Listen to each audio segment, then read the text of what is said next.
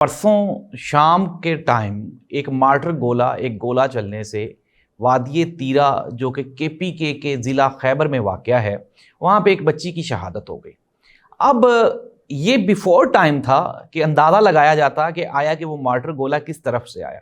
बच्ची की शहादत हुई। जो लोकल लोग हैं वहाँ पे, जो केपीके वादिये तीरा के लोग थे, उन्होंने एहतजाज करना शुरू कर दिया।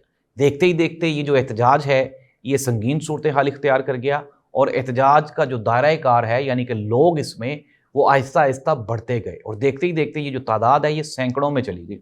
अब ये जो एहतजाज था, ये वहाँ पे जिस एरिए में किया जा रहा था, उस एरिए में वहाँ पे सिक्योरिटी फोर्सेस का मेन हेड क्वार्टर है वादिये तीरा का ना, वहाँ पे मौजूद है। अब लोग वहाँ पे मौजूद थे, लोगों को मुंतशिर करने के लिए वहाँ पे फायरिंग हो गई।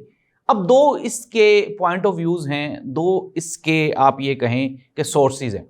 एक तरफ से जो सिक्योरिटी फोर्सेस इदारे हैं वो ये कहते हैं कि ये गोली हमने नहीं चलाई, ये गोली वहाँ पे मौजूद जो खवारिज हैं उनकी तरफ से चलाई गई, क्योंकि उन्होंने देखा कि लोग इकट्ठे हो गए हैं और मिलिट्री और जो अवाम है वो आमने सामने है, तो उन्होंने इस चीज़ का फ़ायदा उठाते हुए वहाँ से फायर कर दिया। लेकिन कुछ लोग ये भी कहते हैं कि ये जो गोली है ये सिक्योरिटी नाफिज करने वाले इदारों की तरफ से चलाई गई।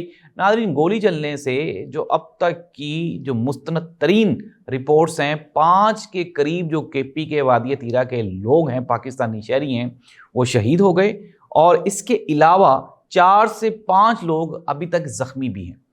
जो केपीके की गवर्नमेंट है, उन्होंने जो शहीद होने वाले हैं उनके लिए 1-1 करोड़ रुपए की इमदाद का ऐलान किया।